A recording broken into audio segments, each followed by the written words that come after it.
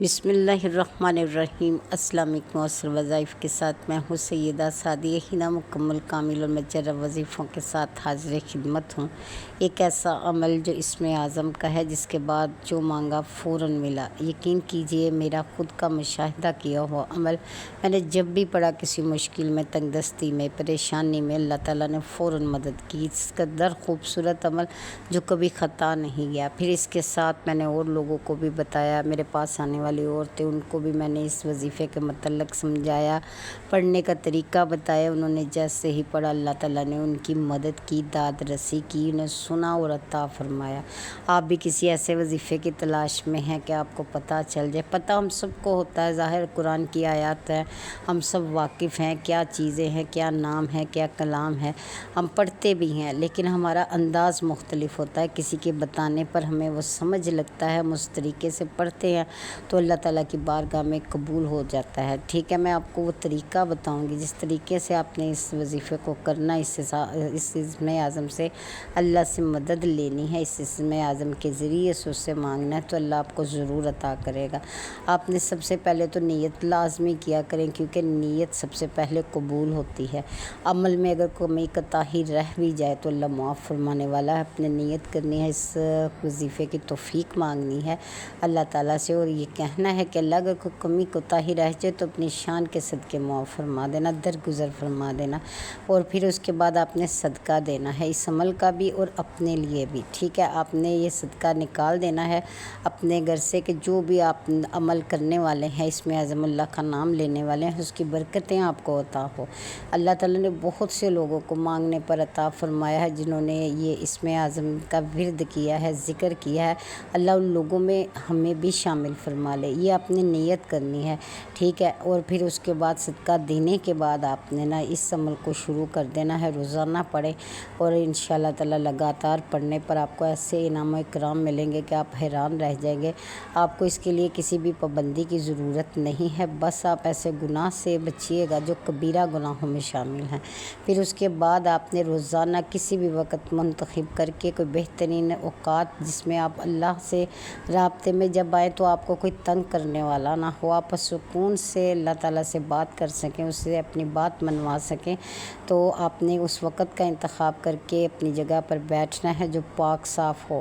پھر اول و آخر درود ابراہیمی پڑھنا ہے، ایک بار یا 3 بار پڑھ لیجئے بڑی محبت اور اخلاص کے ساتھ۔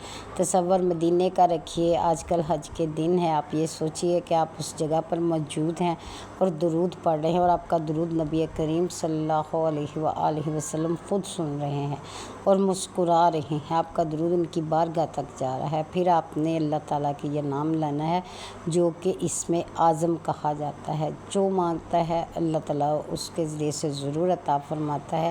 آپ نے اس کی تعداد تھوڑی زیادہ ہے، لیکن آپ یقین کیجئے جیسے جیسے آپ پڑھتے جائیں گے آپ کو اپنے دل پر اثر نظر آئے گا، یعنی ضرب لگتی ہے، جیسے دل میں ایک ایسی ہو جاتی ہے، دل نرم ہو جاتا ہے، گداز ہو جاتا ہے، رونے کو دل کرتا ہے آنسوؤں کے ساتھ۔ پھر آہستہ آہستہ سے آپ نام لیتے لیتے آپ کی آنکھوں سے آنسو جاری ہوں گے۔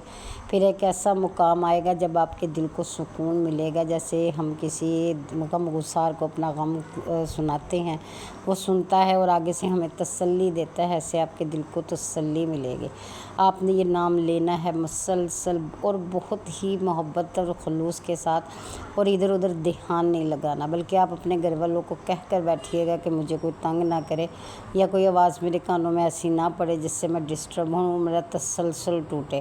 آپ اللہ کی بارگاہ میں بیٹھیں، خود تصور کیجئے آپ پر رحمت ہو رہی ہے، کرم ہو رہا ہے، اللہ پورے کا پورا آپ کی طرف متوجہ ہے، یقین کریں۔